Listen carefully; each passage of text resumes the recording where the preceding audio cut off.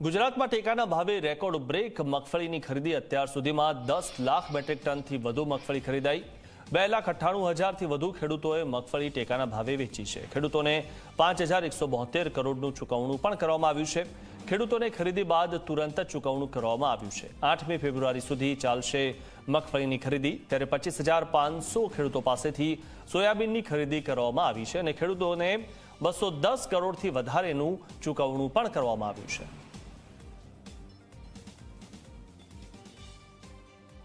આ વર્ષે મગફળીના ટેકાના ભાવે અત્યાર સુધી સૌથી રેકર્ડ બ્રેક ખરીદી થઈ છે।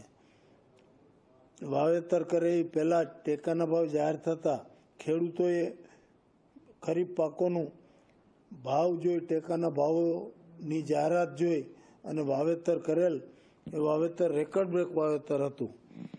ખેડૂતોને બજાર ભાવ કરતાં ખુલ્લા બજારમાં જે ભાવ મળતા હોય તેના કરતાં ટેકાના ભાવે વધુ ભાવ મળતા અત્યારે રાજ્ય સરકારે કેન્દ્ર સરકારની આ યોજનાને પૂરી રીતે રાજ્યમાં અમલમાં મૂકી મગફળીની ખરીદી કરવા માટે રાજ્યમાં 198 જેટલા ખરીદ કેન્દ્રો શરૂ કરેલ અને અત્યાર સુધી ટેકાના ભાવે લગભગ રૂપિયા 6,700 કરોડના મૂલ્યની કુલ 10 લાખ મેટ્રિક ટન જેટલી રેકર્ડ બ્રેક કહી શકાય તેટલી ટેકાના ભાવની ખરીદી મગફળીની